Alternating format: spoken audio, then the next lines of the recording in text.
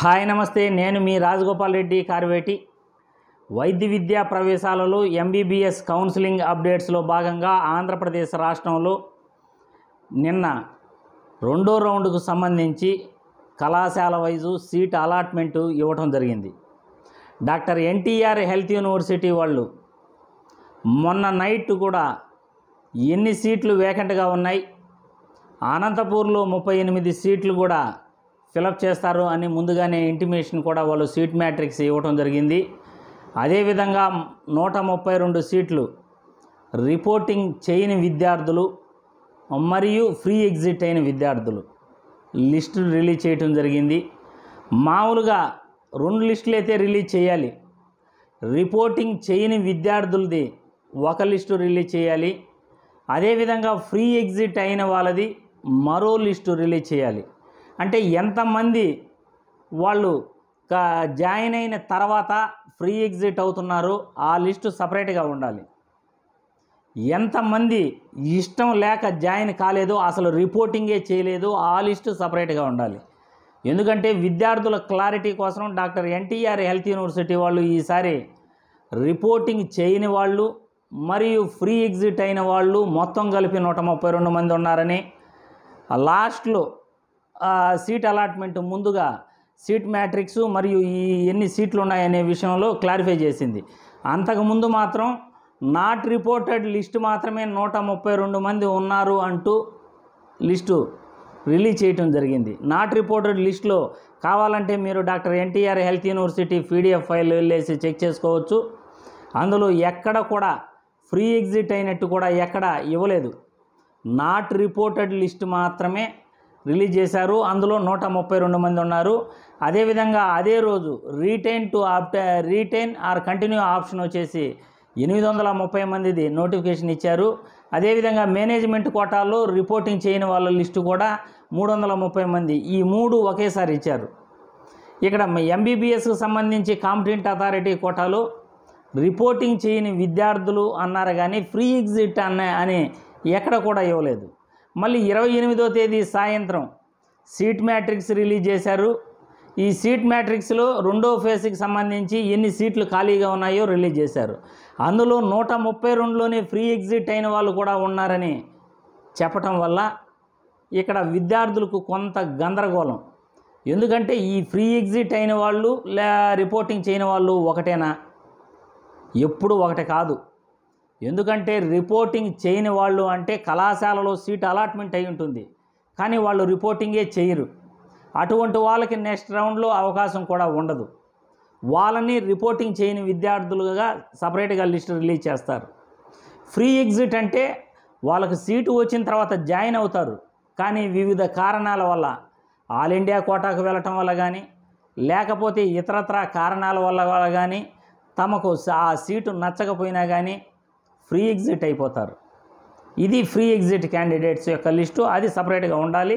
కానీ doctor NTR health university మాత్రం clarity లేకుండా ముందుగా నాట్ రిపోర్టెడ్ లిస్ట్ అని, తర్వాత సీట్ అలాట్మెంట్ ముందుగా ఈ 2 ఆ లిస్టులో కలిసి ఉన్నాయని చెప్పటం కొద్దిగా గందరగోళానికి తెరదీసింది. అదేవిధంగా మొత్తం 275 సీట్లు ఫిలప్ చేయటం జరిగింది రెండో రౌండ్లో. 132 సీట్లు వచ్చేసి ఈ రిపోర్టింగ్ చేయని విద్యార్థులు, ఫ్రీ ఎగ్జిట్ అయిన విద్యార్థులు మరియు మైనారిటీ విద్యార్థులు వచ్చేసి వాళ్ళొక 102 మంది, స్కాట్స్ అండ్ గైడ్స్ కేటగిరీలో ఒక 3, తర్వాత 38 సీట్లు వచ్చేసి అనంతపూర్ మెడికల్ కాలేజీలో పెరిగిన సీట్లు భర్తీ చేయటం జరిగింది.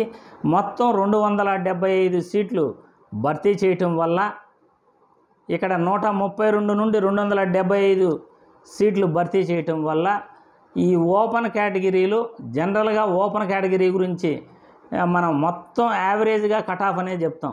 నేను ఫస్ట్ నుండి కూడా ఈ ఫస్ట్ ఫేజ్ రిలీజ్ అయిన తర్వాత 590 to 595 మధ్యలోనే కట్ ఆఫ్ ఉంటుందని మన ఛానల్లోనే కాదు వేరే ఛానల్లో కూడా నేను ఇంటర్వ్యూలో చెప్పడం జరిగింది.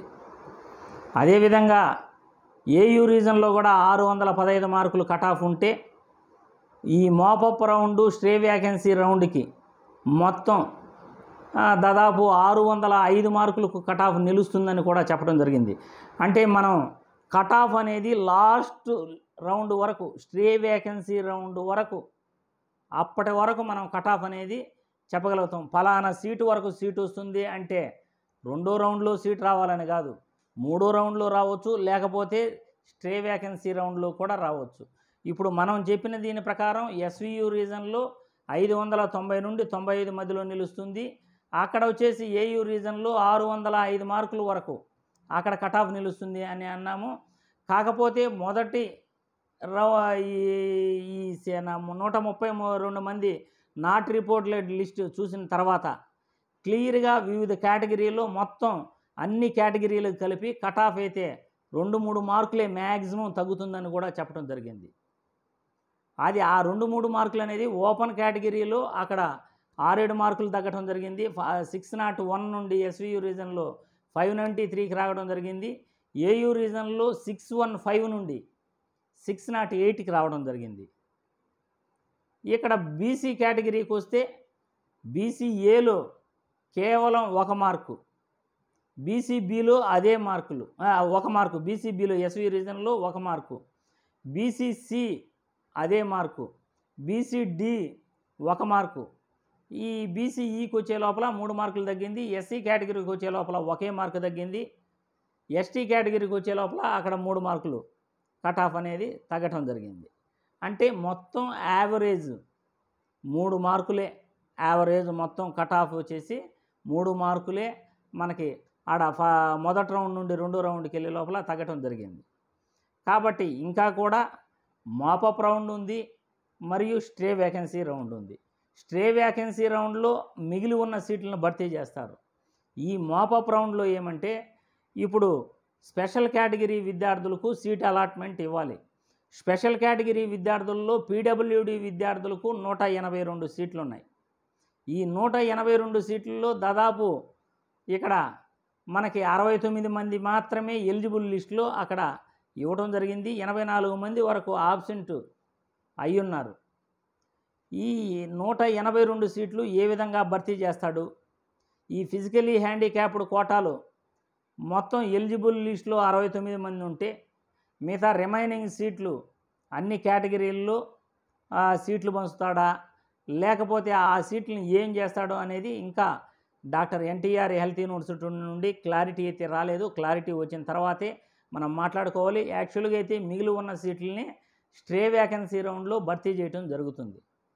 కాబట్టి ఇక్కడ ఎన్సీసీ క్యాప్ 35 సీట్లు 35 సీట్లు ఉన్నాయి. రెండిట్లో మొత్తం 70 సీట్లు ఉన్నాయి. ఎన్సీసీలో 35, క్యాప్లో 35. డిపార్ట్మెంట్ల నుండి ఇంకా ఫైనల్ లిస్టు రాలేదని డాక్టర్ ఎన్టీఆర్ హెల్త్ యూనివర్సిటీ వాళ్ళు చెప్తున్నారు. పీడబ్ల్యూడి విద్యార్థులకు మాత్రం హైకోర్టులో కేసు ఉండటం వల్ల ఇది డిలే అవుతుంది అని చెప్తున్నారు. ఇక స్పోర్ట్స్ అండ్ గేమ్స్ కేటగిరీలో రిమైనింగ్ సీట్లు అనేటివి ఉన్నాయి. మొత్తం ఇవి కూడా 271 సీట్లు ఉన్నాయి. 271 సీట్లు పీడబ్ల్యూడీలో 182, 70 సీట్లు వచ్చేసి ఎన్సీసీ మరియు క్యాప్ రిజర్వేషన్ సంబంధించి అక్కడ 251 అయింది. మిగతా 19 సీట్లు వచ్చేసి స్పోర్ట్స్ అండ్ గేమ్స్ కేటగిరీలో ఈ సీట్లు మొత్తం 271 సీట్లు స్పెషల్ కేటగిరీ విద్యార్థులు ఫిలప్ చేయాలి. మనం అన్నట్టు పీడబ్ల్యూడీలో గాన ఈ రిమైనింగ్ సీట్లు 69 సీట్లు పోయిన రిమైనింగ్ సీట్లు గాన భర్తీ చేస్తే విద్యార్థులకు ఉపయోగం కలుగుతుంది. కాబట్టి మనం ఫర్దర్ రౌండ్స్లో మోపప్ రౌండ్ కానీ స్ట్రే వేకెన్సీ రౌండ్ వరకు కూడా లీస్ట్ కట్ ఆఫ్ ఎంత నిలుస్తుంది అనేది పిల్లలు కట్ ఆఫ్ బార్డర్లో ఉన్న వాళ్ళైతే ఎక్స్పెక్టేషన్స్ పెట్టుకోవచ్చు. 2-3 మార్కులు ఉన్నవాళ్ళు ఖచ్చితంగా సీటు వస్తుందని ఎక్స్పెక్టేషన్స్ పెట్టుకోవచ్చు. ముఖ్యంగా బీసీ విద్యార్థులకు, ఎస్సీ విద్యార్థులకు ఇక్కడ ఈ వీడియో ద్వారా తెలియజేయాలి. వాళ్ళకి ఎక్కువగా కట్ ఆఫ్ అయితే తగ్గలేదు. ఎక్కువ కట్ ఆఫ్ అంటే జస్ట్ 1 మార్కు, లేకపోతే అదే మార్కు ఏయూ రీజన్లోనూ మరియు ఎస్వియు రీజన్లో 2 రీజన్లో కూడా బీసీ కేటగిరీలో కట్ ఆఫ్ ఒక బీసీఈలోనే మాత్రమే తగ్గింది. మిగతా బీసీఏ, బీసీ డి కానీ ఇవన్నీ నిరాశాజనకమే విద్యార్థులకి. బార్డర్లో ఉన్న వాళ్ళు 2-3 మార్కులు మాకు సీటు వస్తుంది అన్న వాళ్ళు పాపం వాళ్ళు చాలా బాధపడుతున్నటువంటి పరిస్థితి. మనకు తెలిసిన వాళ్ళు కూడా చాలామంది ఉన్నారు. కామెంట్లు పెట్టే వాళ్ళలో కూడా 2 మార్కులు 1 మార్కు వేరియేషన్తో ఆ విద్యార్థులు ఎంత బాధపడుతుంటారో సీట్ రానటువంటి విద్యార్థుల యొక్క బాధ నాకు తెలుసు. ఎందుకంటే సీట్ రాకపోతే విద్యార్థుల తల్లిదండ్రులు ఏ విధంగా బాధపడతారో నాకన్నా ఇంకెవరికి తెలియదు అని అనుకుంటున్నా. అందుకే నేను ప్రతి ఒక్క విద్యార్థి యొక్క తల్లిదండ్రులతో వాళ్ళ మనసులో ఏమనుకుంటుంటారో నేను వాళ్ళ తరఫున వాళ్ళ మాటల రూపంలో నా గొంతును వినిపిస్తూ ఉంటాను.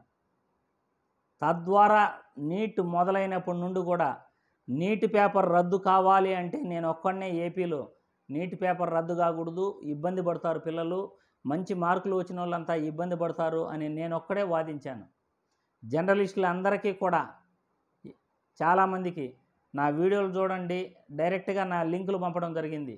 తల్లిదండ్రుల యొక్క కామెంట్స్ చూడండి, తల్లిదండ్రుల బాధను అర్థం చేసుకోండి, దీన్ని ఎక్కువగా లాక్కండి, మీరు స్టూడెంట్ విద్యార్థి నాయకులతో కలిసి ఈ రాజకీయం చేయకండి అని కూడా వాళ్ళని రిక్వెస్ట్ చేయటం జరిగింది.